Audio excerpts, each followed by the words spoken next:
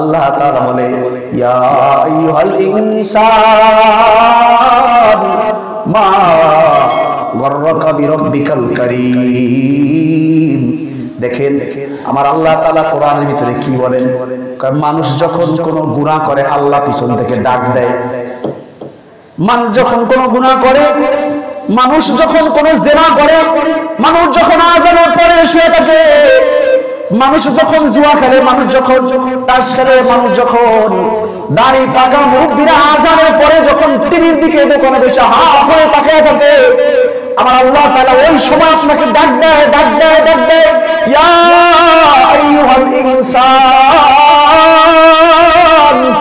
হে দুনিয়াবাসী, হে মুসলমান, ও আমার আদরের মাখলুকেরা, মা গররাকা বিরাব্বিকাল কারীম। মা একটা প্রশ্নবোধক চিহ্ন, মা শব্দটা প্রশ্নের জন্য ব্যবহার হয়। আল্লাহ বলে মা গররাকা বিরাব্বিকাল কারীম, ও বান্দা টিভির ভিতরে এমন কি মজার জিনিস পাওয়া গেছো, তোমার রব থেকে দূরে সরে গেলা, দুনিয়ার ভিতরে এমন কি মজা পাওয়া গেছো, ক্ষমতার মসজিদে বৈশা এমন কি পাওয়া গেছো, তুমি তোমার মালিককে ভুলে গেলা। আল্লাহ ডাক দেয়, আল্লাহ ডাক দিয়ে শুধু বলে কি পেয়ে গেলি রে বান্দা, আমার চাইতে, আমার মহব্বতের চাইতে তোমার স্ত্রী বেশি মহব্বত করে, স্ত্রীর সাথে এখনো শুয়ে রয়েছো, আজান হয়ে গেলে মসজিদে যাও না, তোমার সন্তানাদি নিয়ে খেলতেছো, তোমার ওই সন্তানের চাইতে আমার মহব্বত কমে গেল। আল্লাহ এইভাবে ডাক দেয় ইয়া আইয়ুহাল ইনসান মা গররাকা বিরাব্বিকাল কারীম আল্লাযী, এরপরে দেখেন কি বলে, আল্লাযী খলাকাকা ফাসাওয়াকা ফাআদালাক ফি আইয়ি সূরাতিন মা শাআ রাক্কাবাক। আল্লাহু আকবার। রব্বুল আলামিন নিজে বলে ও বান্দা এমন কি জিনিস পায় গেছো, যে জিনিস পায়া তুমি তোমার রব থেকে দূরে চলে গেলা, অথচ আমি রব্বুল আলামিন তোমাকে আমার কুদরতি হাত দিয়া বানাইছি, আমার মন মতো সুন্দর করে চমৎকার করে তোমাকে আমি কি করছি, বানাইছি। ফেরেশতারা যখন বানাইছে আল্লাহর কাছে আনছে, আদম রে আল্লাহ বানাইছি, দেখো আল্লাহ বলে না রে না, আমি বড় শখ করে মানুষ বানাইছি। ও মুসলমান, আল্লাহ তাআলা বলে ইন্নামা আমরুহু ইযা আরাদা শাইআন আন ইয়াকুলা লাহু কুন ফায়াকুন। আল্লাহ নিজে বলেন সূরা ইয়াসিনের শেষ অংশে, কয় মানুষ আল্লাহ তাআলা যখন কোনো কিছু বানানোর ইচ্ছা করে, ইন্নামা আমরুহু ইযা আরাদা শাইআন, আল্লাহ যখন কোনো কিছু করার কি করেন, ইচ্ছা করেন, শুধু বলেন কুন, কি বলে কুন বলে, ফায়াকুন হয়ে যায়, শুধু বলে, বলার সাথে সাথে হয়ে যায়। ও মুসলমান, দুনিয়ার সব কিছু আল্লাহ ফেরেশতা দিয়ে বানাইছে, আল্লাহ কুন শব্দ বলে বানাইছে, কিন্তু মানুষের বেলায় আল্লাহ কুন কইরা বানায় নাই। আল্লাহ তাআলা মানুষকে কুন বলছে হয়ে যায় এমন কিন্তু করে নাই। আল্লাহ তাআলা নিজের কুদরতি হাত লাগায় আল্লাহরে মানুষ বানাইছে। আল্লাহ নিজের কুদরতি হাতটা বাড়ায় দিয়া ফেরেশতারা যখন আদম রে বানাইছে, হয় নাই আমার মন মতো হয় না, আমার মন মতো হয় নাই, আল্লাহ নিজের হাতটা বাড়ায় দিয়া নাকটা সুন্দর করে বসায়া দিছে, চোখ দুইটা বসায়া দিছে, কানটা লাগায়া দিছে। মুসলমান ও একটু চিন্তা করে দেখেন, আপনার যে দুইটা চক্ষু, এই চক্ষু দুইটা যদি পিছনে থাকতো কি অবস্থা হইতো, কানগুলো যদি আরো পিছনে থাকতো, নাকটা যদি এই পাশে থাকতো, মুখটা যদি এই পাশে থাকতো, তাহলে আমরা যখন কোনো খাবার খাইতাম, খাবার খাওয়ার আগে চক্ষুরে দেখাইতাম, দেখতো এটার নাম কি, নাকের কাছে নিয়ে দেখতাম এটা নষ্ট না ভালো, কান দিয়া শোনার জন্য এইদিকে উকি দেওয়া লাগতো, কিন্তু না না না, রব্বুল আলামিন শুধু মানুষকেই এত চমৎকার করে বানাইছে। আমার আদরের মাকলুকটা যখন খাবারটা মুখে নিবে, অটোমেটিক নাক বলে দিবে হ্যাঁ গ্রামটা চমৎকার, চক্ষু বলে দিবে হ্যাঁ এটা এই প্রকারের তরকারি, জিহ্বা বলে দিবে হ্যাঁ তরকারিতে লবণ কম হয়েছে না বেশি হয়েছে। সুবহানাল্লাহ। শুধু মুখে দেওয়ার সাথে সাথে অটোমেটিক সব কাছাকাছি করে ফিট করে দিছে, যাতে এদিক সেদিক নেওয়া না লাগে। এত আদরের মাখলুক, এত আদরের মাখলুকের নাম কি বলে? মানুষ। এই মানুষটা যখন গুনাহ করে আল্লাহ বলে ইয়া আইয়ুহাল ইনসান মা গররাকা বিরাব্বিকাল কারীম আল্লাযী খলাকাকা ফাসাওয়াকা ফাআদালাক ফি আইয়ি সূরাতিন মা শাআ রাক্কাবাক। ও মুসলমান, আল্লাহ তাআলা মানুষকে অনেক চমৎকার করে সুন্দর করে লাগায়া দিয়েছে, বানায়া দিয়েছে। বানায়া আল্লাহ তাআলা মানুষের কলিজার দিকে তাকায় থাকে, আত্মার দিকে তাকায় থাকে। যেই বান্দার নামাজ পড়ে না, তাকায় থাকে বান্দা কখন নামাজ আসবে। হিন্দুস্তানের একজন ব্যক্তি বয়স 80 বছর। কত বছর? 80 বছর পর্যন্ত শুধু সরম সরম সরম বলে 80 বছর পার করে দিয়েছে। দাড়িগুলা পাকা হয়ে গেছে, চামড়াগুলা ভাঁজ পড়ে গেছে। 80 বছরের বৃদ্ধা বুড়া মানুষ কি বলছে? সনম সনম সনম। মুসলমান ইমানদার ওই বান্দারে কে বানাইছে বলে? যে আল্লাহরে ডাকে না তারে কে বানাইছে? খ্রিস্টান যে আল্লাহর সাথে শিরক করে তারে কে বানাইছে? হিন্দু যে 360 পূজা করে তারে কে বানাইছে? তাদের জন্য কি নদীর ইলিশ মাছ, পদ্মা নদীর ইলিশ মাছকে নিষেধ নিয়ে আল্লাহ বলেছেন না না তোরা খাইস না, আমার ইবাদত করস না। আল্লাহ তাদের জন্য নিষেধ করে নাই। গাছের এত সুমিষ্টি ফল আসে, আল্লাহ বলে নাই যারা আমার ইবাদত করবা তারা খাবি, আর যারা ইবাদত করস না তারা খাবি না। এরকম বলছে? সবার জন্য আল্লাহ তাআলা দিয়ে দিয়েছে। আমার সন্তান যদি একবার কথা না শুনে বিরক্ত হয়ে যায়, দুইবার কথা না শুনলে, তিনবার কথা না শুনলে ঘর থেকে বের করে দেয়। আর আমরা এমন একজন মালিক পাইলাম, ফজর নামাজ কাজা করেছি, আল্লাহর কথা মানি নাই। জোহর কাজা করেছি, আল্লাহর কথা মানি নাই।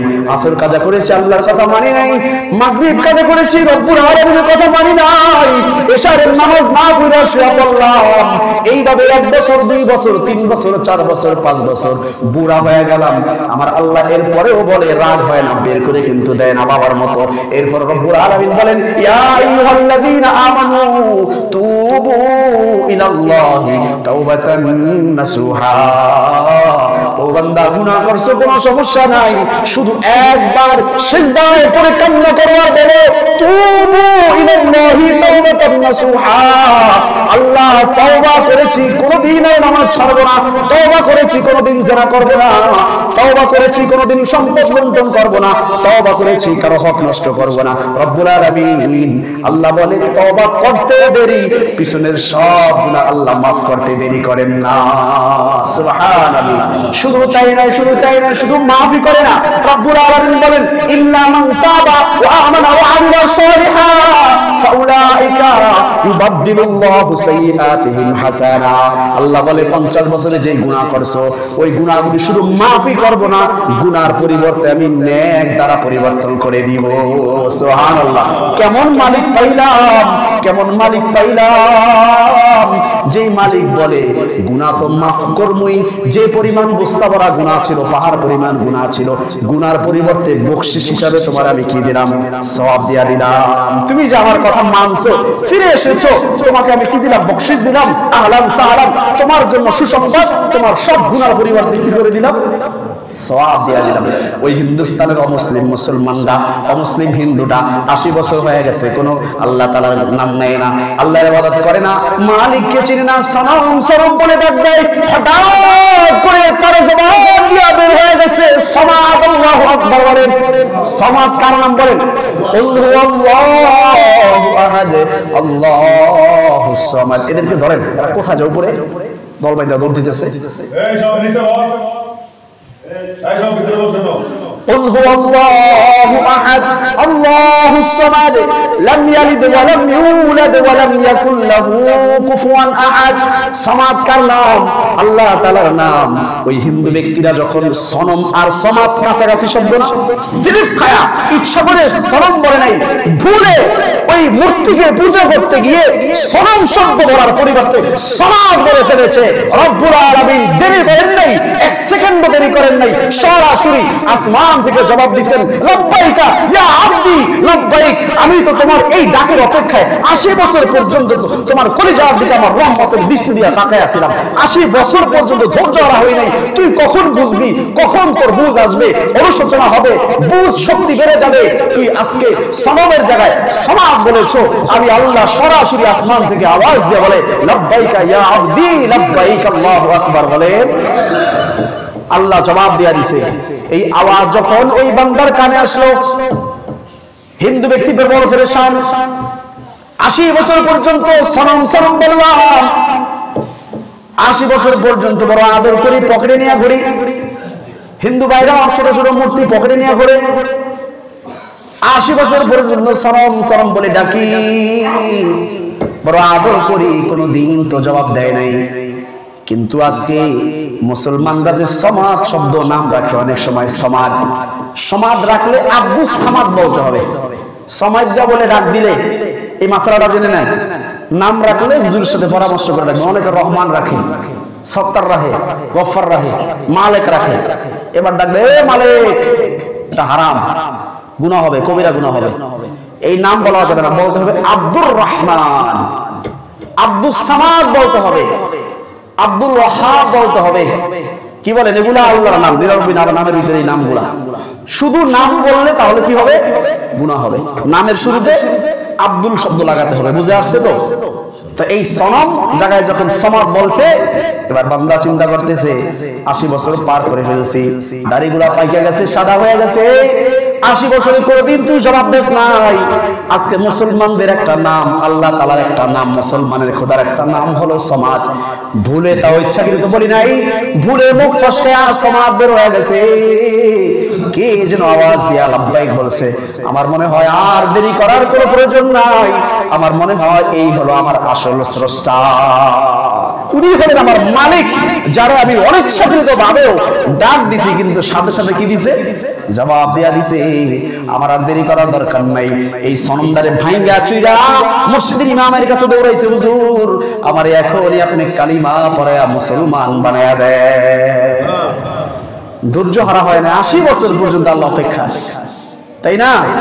তো মনে আছে ঘটনা কোন জায়গায়? ওই যে শুকর যখন শুকর আদায় করে, আল্লাহ রাব্বুল আলামিন বলে, ও শুকর কি কারণে তুমি শুকর আদায় করলা? শুকর জবাব দেয়, মালিক আমার তো কোনো হিসাব নাই, আমার কিয়ামতের ময়দানে একবার উঠাইবেন। যেই পশু যেই প্রাণী দুনিয়ার জমিনে আরেকটারে আঘাত করে, আল্লাহ তাআলা যেহেতু আহকামুল হাকিমিন, রব্বুল আলামিন যেহেতু আল্লাহ বিচারকের চেয়ারে বসে প্রত্যেকটা প্রাণীকে উঠাইবেন। দুনিয়ায় যে যারে আঘাত করেছে হাসরের ময়দানে আঘাত করে বলবেন, তোমরা সবাই মাটি হয়ে যাও, সব প্রাণীগুলো মাটি হয়ে যাবে। এবার শুকর জবাব দেয়, আল্লাহ কিয়ামতের ময়দানে আমরা তো মাটি হয়ে যাব, আমি জান্নাতেও যাই না, আরামও পাইবো না, জাহান্নামে যা ভোগও করবো না, কষ্ট আমার নাই, সুতরাং আমার কোনো আপত্তি নাই। কিন্তু যেই মানুষগুলোরে তুমি এত চমৎকার করে বানাইছো, যেই মানুষগুলোর তুমি 18,000 মাখলুকাতের ভিতরে সবচাইতে শ্রেষ্ঠ মাখলুক বানাইছো মানুষ করে, এই মানুষগুলো যখন তোমার কথা শোনে না, তোমার নামাজ পড়ে না, তোমার মসজিদে যায় না, তোমার হুকুম মানে না, তোমার রাসূলের গোলামি করে না, এই বান্দাগুলো জাহান্নামের আগুনে জ্বলবে। আমার কাছে মনে হয় ওই জাহান্নামী চিরস্থায়ী কাফের, মুশরিক, অমুসলিম, বেনামাজি, শুকর, এদের চাইতে আমি শুকরটা বড় ভাগ্যবান, কারণ আমার তো জাহান্নাম হবে না, ওদের তো জাহান্নাম হবে। এই কারণে নিজেকে সৌভাগ্যবান মনে করে তোমার শুকর আদায় করি, বলেন সুবহানাল্লাহ। বুঝছেন তো যুক্তিটা? আমি যদি জাহান্নামে যাই, ও শুকর তো আমার চেয়ে ভালো।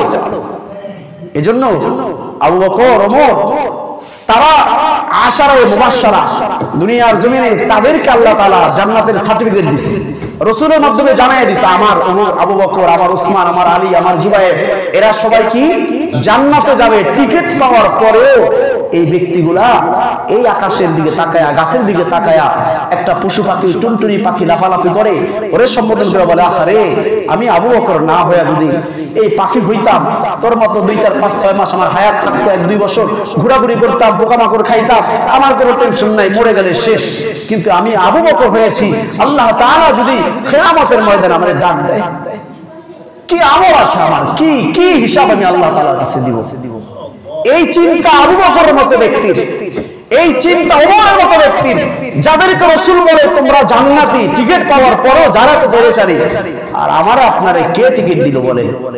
নামাজ যে পড়ছি না, মসজিদে যে আসতেছি না, টিভি দেখতেছি, গুনাহের কাজে লিপ্ত, দাড়ি পেকে গেছে, চামড়া ঢিলাঢাল হয়ে গেছে, এখনো তো নামাজ পড়ছি না, কে আমার এক সার্টিফিকেট দিল? ওই পীর বাবায়, মাইজবান্দার পীর বাবায় সার্টিফিকেট দিছে। কোন খানকায় যান, যে খানকার পীরে বলছে দরকার নাই, মাঝে মাঝে আসবে, একটা গরু ছাগল দিয়ে হাজিরা দিবা, মরা করে তোমার টেনশন আমার। এরকম যদি কেউ বলে তো মনে হয় ওই জায়গার মুরিদ হইছেন আপনারা, যারা নামাজে আসেন না, আপনারা যারা এখনো গুনাহ করছেন, আপনারা ওই শয়তানের মুরিদ হইছেন। অন্যথায় মসজিদে কেন ফজরের জামাতে 2-3 কাতার হবে? মহল্লায় কি মানুষের অভাব? জুমার দিন কেন এখনো মসজিদের পিছনে জায়গা ফাঁকা? সুতরাং বুঝতে হবে আমাদের ওই রবকে চিনি নাই, যে রব আমাদেরকে এত চমৎকার করে সুন্দর করে বানাইছে। হ্যাঁ, এজন্যই তো রব্বুল আলামিন বলেন ওয়ালাকাদ যারানা লিজাহান্নামা কাসীরাম মিনাল জিন্নি ওয়াল ইনস লাহুম কুলুবুন লা ইয়াফকাহুনা বিহা ওয়া লাহুম আ'য়ুনুন লা ইবসিরুনা বিহা ওয়া লাহুম আযানুন লা ইয়াসমাউনা বিহা উলাইকা কাল আনআম বাল হুম আদল ওয়া উলাইকা হুমুল গাফিলুন।